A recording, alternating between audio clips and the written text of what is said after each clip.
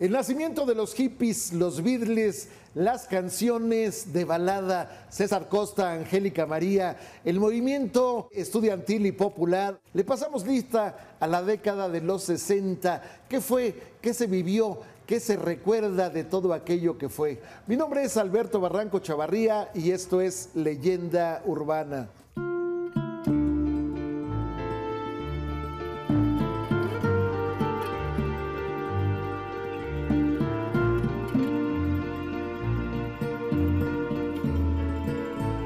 Bienvenidos a esta segunda emisión de Leyenda Urbana dedicada a la década de los 60, una década que fue revolucionaria en el mundo entero y que también tuvo momentos de tragedia, de dolor, pero de mucha victoria en nuestro país, además de que trajo la modernización. No olvide escribirnos a leyendaUrbana@proyecto40.com.mx o de entrar a nuestra página web www.proyecto40.tv. Comenzamos.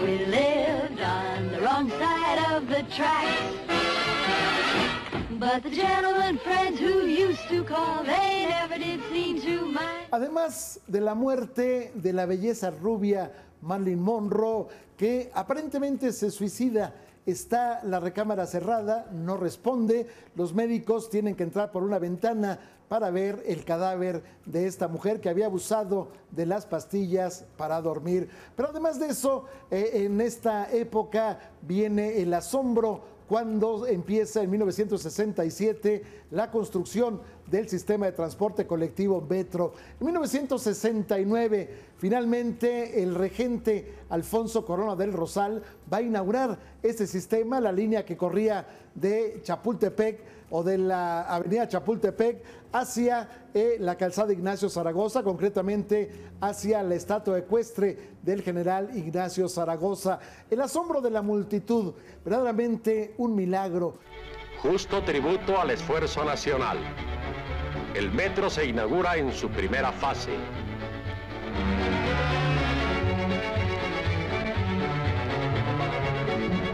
Una obra que llena de orgullo a quien la proyectó, a quienes la comitiva oficial visita la línea número 1 de Chapultepec a la calzada Zaragoza.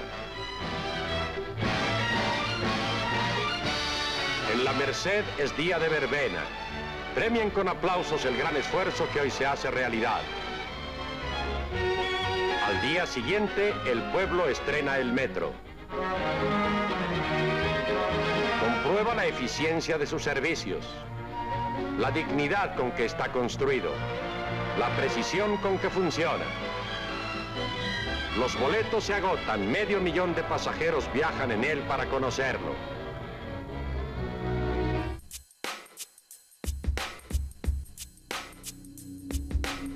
Todavía en el 60 todavía había mucho romanticismo en los grupos, digamos, en tu trato con las chicas había todavía romanticismo, todavía las serenatas, las flores, una serie de cosas para la conquista de si querías algo en serio con alguien. Y lo que yo me imagino de esos niños es que llegaban con su coche, como tú acabas de decir, su coche último modelo, llegaban a pasar por la niña y le traían flores, se les presentaban a los papás. Eso es lo que yo me imagino. Nosotros teníamos la ventaja de que tú eras bueno y malo. O sea... ¿Tú eras bueno y malo? Claro, porque eso hacías de repente en una película, hacías de malo, en otra película hacías de bueno. Entonces ya ese mundo pues lo vivías de todas maneras en las películas. No tenías tampoco una personalidad totalmente definida.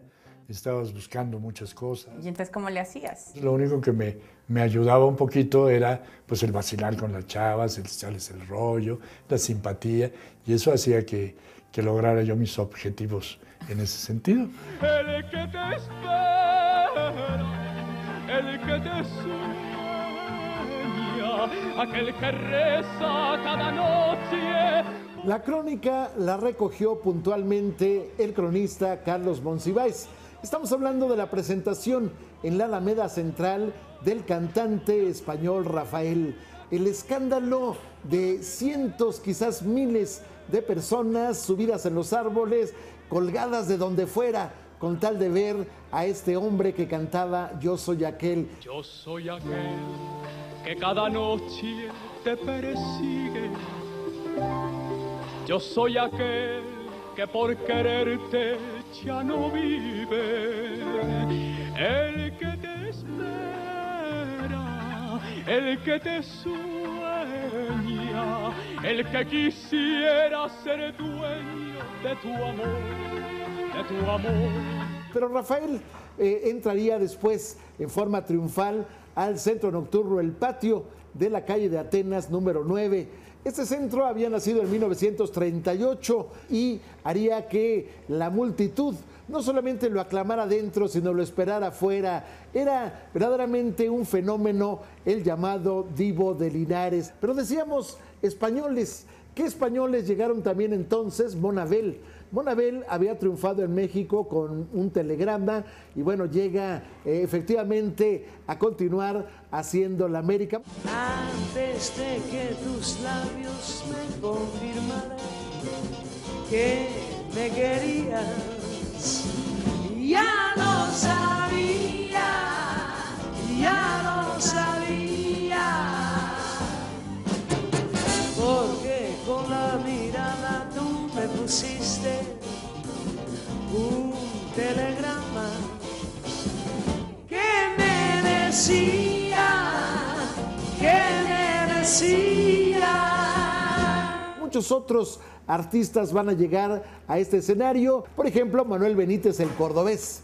El cordobés con sus extravagancias, con su forma rara de hacer el toreo, con sus pases raros, con sus audacias, bueno, llegaría también a crear un hito en la tauromaquia mexicana. Y ahí estaban también las gemelas Pili y Mili abriéndole el escenario posteriormente a Rocío Dúrcal.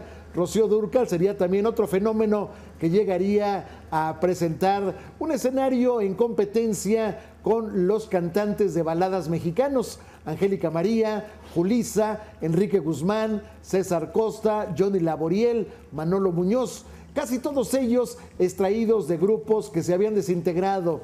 Si bien el rock nace en México a finales de la década de los 50, en los 60 se consolida.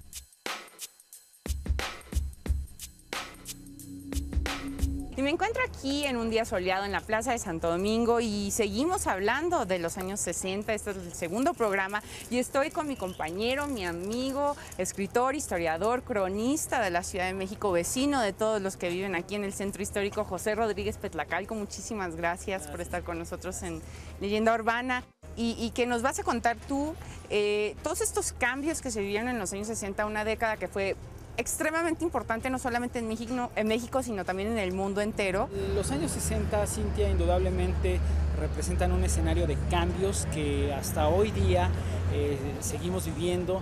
El mundo se encontraba en un gran movimiento político, ideológico. Tenemos escenarios como la llegada del muro de Berlín que separa las dos Alemanias, tenemos la Guerra Fría, la Guerra de Vietnam, pero también hay un asunto muy importante que tiene que ver con la defensa, la lucha de los derechos humanos. Yo ubicaría, como muchos especialistas lo han mencionado, que los años 60 son este momento, esta hoja de la historia en la cual se escribe el inicio de lo que hoy podemos considerar como la sociedad civil organizada.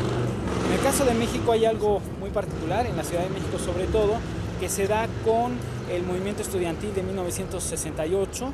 Justo después de este movimiento, lo que algunos estudiosos señalan como el nacimiento pacífico y ritual, podríamos ubicarlo así, de esta sociedad organizada, es la manifestación del Día de los Muertos en la Plaza de las Tres Culturas. Cómo la gente salió a manifestar pues su dolor, su terrible consternación frente a un escenario como este. Pero también se vivieron otros aspectos interesantísimos como la visita, bueno, habrá que mencionar que los años 60 se marcan también por la sucesión del presidente Adolfo López Mateos a don Gustavo Díaz Ordaz, y que este momento se ve marcado por ejemplo, por proyectos de Estado como el que manejaba don Adolfo López Mateos, que trajeron a México y a la ciudad en particular, pues muchos asuntos relacionados con la modernidad.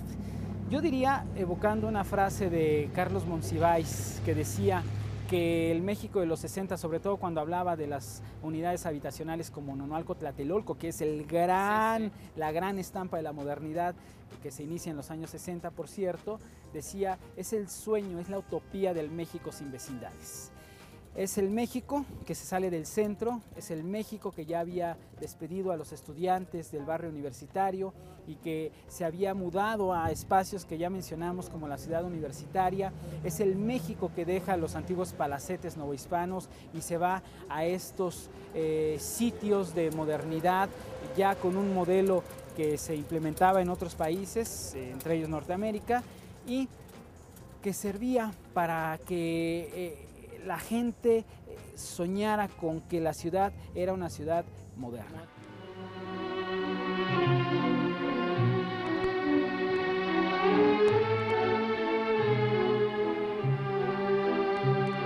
Durante la década de los 60 todavía había fiesta de 15 años, todavía el escenario se apegaba exactamente al rito. Sí, la niña en un momento dado decidía fiesta en lugar de un viaje inolvidable, Austria, por ejemplo.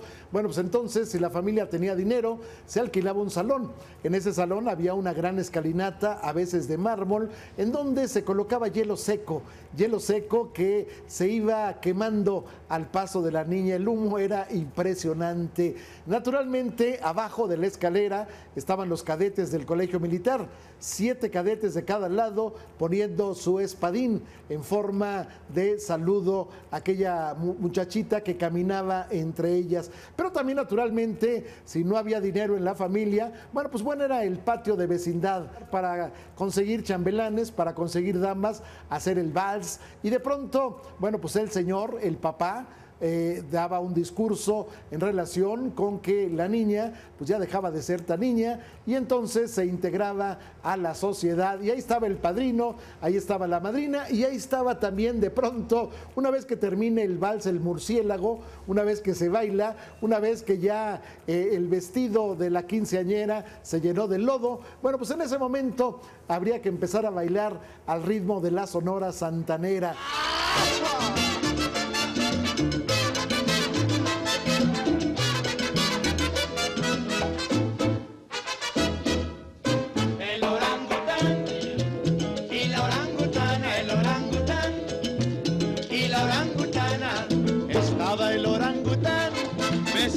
En una rama. Pero también en aquel entonces se leían historietas. Era muy común que la gente corriera semana a semana a ver en el puesto de periódicos las historietas de Editorial Novaro. La Lulú, Archie, Tarzán, El Llanero Solitario, y en otro escenario, ahí estaban también las revistas de escándalo, fundamentalmente El Alarma.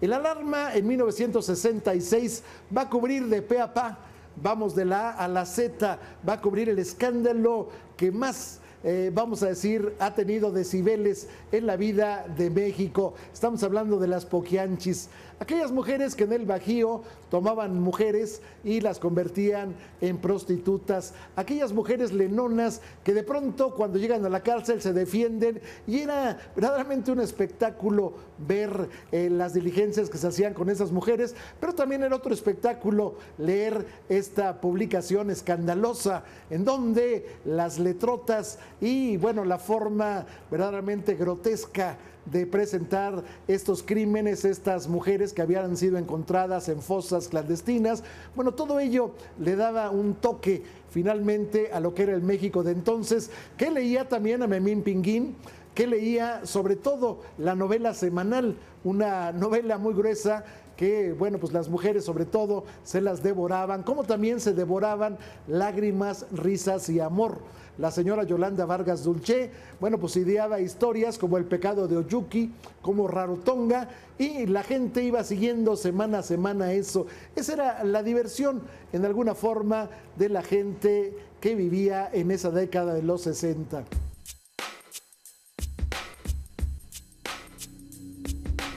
La fama en esa época, ¿cómo era distinta a la fama hoy? Pues era muy fuerte porque se hacía poco cine, no había televisión, la televisión, pero no hacíamos televisión. Entonces, pues eran las películas de chavos, siempre trabajamos casi los mismos, casi toda esa generación, todas las películas que hay de esa época, pues son los mismos, somos siempre los mismos. Sí, pero digamos, tenían muchas fans, o sea, sí los esperaban fuera de, no sé, de los sí, a los churubuscos, a los cantantes, sí. A los cantantes, sí, sobre todo a Angélica, a Enrique, a Alberto, todos los que cantaban. Pero lo curioso era que trabajando en muchas películas juntos, nunca fuimos amigos. ¿Cómo? Sí, yo nunca fui amigo de ellos. ¿Por qué? Porque mi mundo era gente mayor.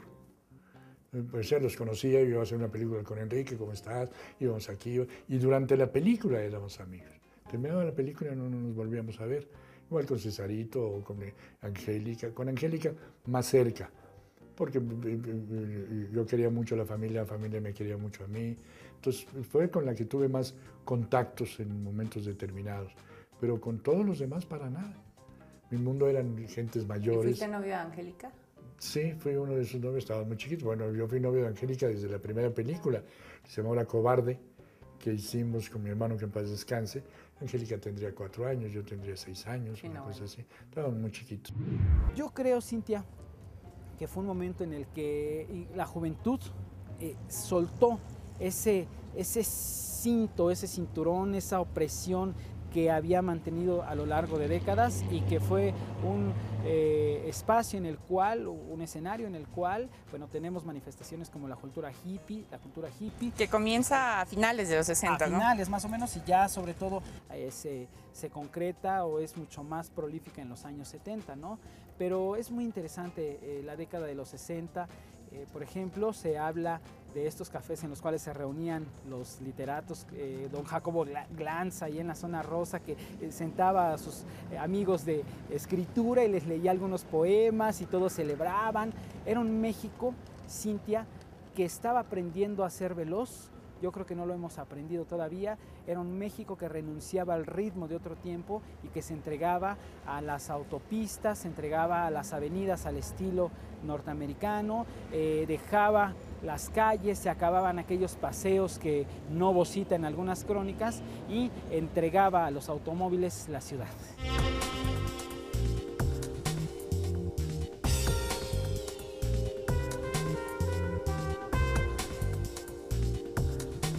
Inolvidable para las mujeres románticas de entonces que gustaban de las novelitas semanales, aquellas gordas, en donde se recreaban historias de amor. Bueno, para esas mujeres fue verdaderamente un suceso ver la película Sisi.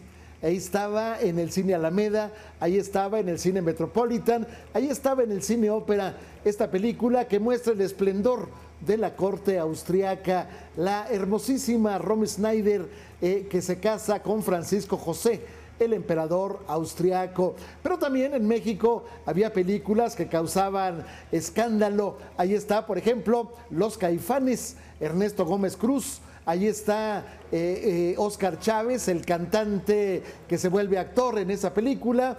Bueno, pues ellos, junto con el hijo de María Félix, Enrique Álvarez Félix, uno con Julissa, van a protagonizar una serie de aventuras en la Ciudad de México. Nos va a recrear el México de entonces, con la culminación en el momento en que llegan a la estatua de la Diana y le ponen un brasier que se había quitado Julissa.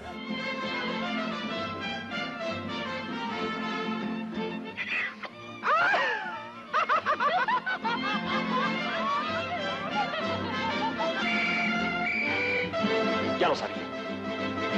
¡Ándale, pélale!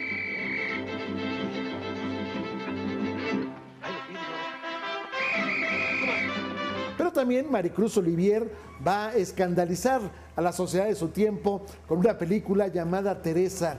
Esta proyección, bueno, finalmente va a presentarnos una mujer que se burla de los hombres, una mujer que en alguna forma, bueno, pues hace lo que los hombres habían hecho por décadas. Ella se venga en esa forma, pero bueno, eso en una sociedad machista va a causar escándalo.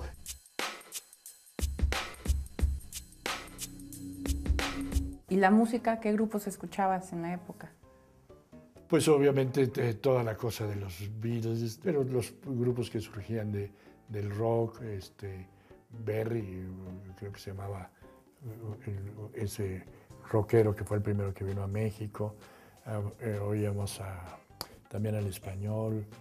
Y lo que cantaban los muchachos, que eran traducciones de canciones americanas. Pero tampoco estaba yo involucrado en ese rollo, porque como además las veces que intentaron que yo cantara en algunas películas, se dan cuenta de que nomás no tenían por dónde agarrar. Bueno, hay una escena que yo vi donde sales cantando, que es la famosa película donde sales con Angélica María, los dos en un cuarto, sí, y bailando el twist. Me voy a la escuela. Luego vuelvo a casa, todo igual.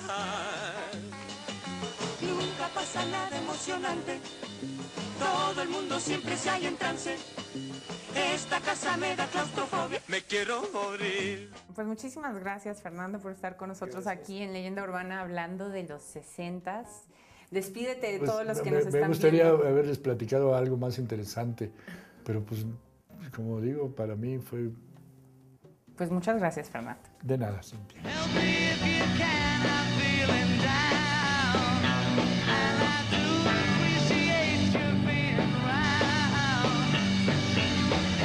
1968, el verano caliente, la primavera de Praga. Estamos hablando de un movimiento que va a darse en varios países: Checoslovaquia, Francia, Italia, Colombia. Va a aparecer Rudy el Rojo, va a aparecer un líder en México, otro más y otro más. Y finalmente va a hacerse un movimiento verdaderamente, masivo en la Ciudad de México. ¿Quién no recuerda la marcha del silencio de aquel 13 de septiembre de 1968? ¿Quién no recuerda las arengas, los discursos a plena Plaza de la Constitución de los líderes del 68?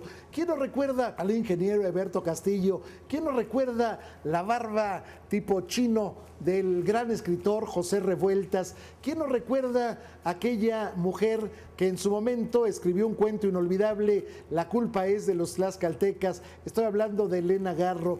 ¿Quién no recuerda las marchas? ¿Quién no recuerda las consignas? Díaz Ordaz, chin, chin, chin, jo, jo, ho chi minh. ¿Quién no recuerda Díaz Ordaz es hijo de granadero? ¿Quién no recuerda Sal al balcón, hocicón? ¿Y quién no recuerda también, la matanza de Tlatelolco?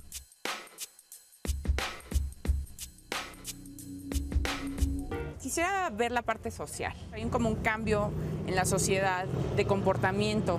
¿Cómo se vio eso? Pues el cambio se vio en muchos aspectos. Uno de ellos, que pareciera ciertamente frívolo, que no lo es, fue la llegada de la minifalda, ¿no? Claro. La mujer, el feminismo, esta apertura de las mujeres que viene de la influencia de movimientos vividos en Francia, por ejemplo, ¿no? Con el famoso mayo del 68, sí. La utilización de la píldora anticonceptiva, que también fue un logro significativo, claro, en la historia de la sociedad y sobre todo en asuntos de género, un logro de las mujeres.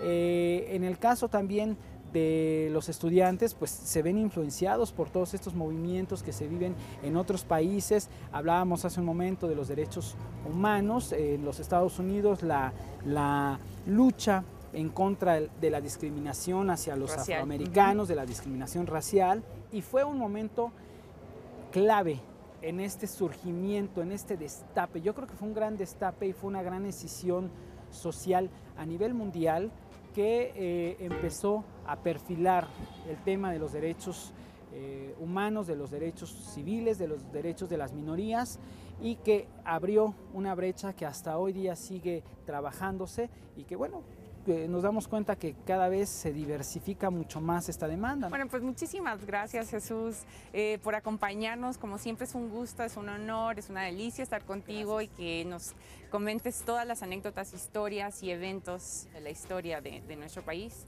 Y pues nosotros seguimos aquí en Leyenda Urbana con la década de los 60.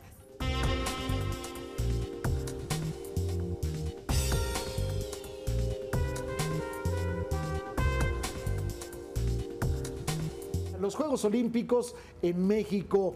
Enriqueta Basilio, Chiqueta Basilio llevando la antorcha olímpica, el presidente Díaz Ordaz llegando al Estadio Olímpico de la Ciudad Universitaria 1 hora tarde y es objeto de una rechifla, la medalla que le dan al Tibio Muñoz. El escenario de gritos, el escenario de aplausos, el escenario de jolgorio, empañado finalmente por aquella matanza del 2 de octubre. La Olimpiada Cultural, la llegada a México de esculturas que se quedaron en el periférico, en la parte extrema sur del periférico, el Paseo de las Esculturas. El México de los 60, México de canciones, México de calcetas, México de microfaldas, México de melenas, México de literatura, México de la zona rosa. Gracias por haber estado con nosotros en este segundo programa de Leyenda Urbana dedicado a cómo se vivía en México en la década de los 60. Y despedimos esta segunda emisión dedicada a los años 60 aquí en Leyenda Urbana, una década que definitivamente es imborrable en la historia del mundo y que ha hecho que seamos lo que nos hemos convertido hoy en el 2011. Nos vemos la próxima semana a la misma hora y no olvide escribirnos a leyendaurbana@proyecto40.com.mx o de entrar a nuestra página web www.proyecto40.tv. Nos vemos la próxima semana.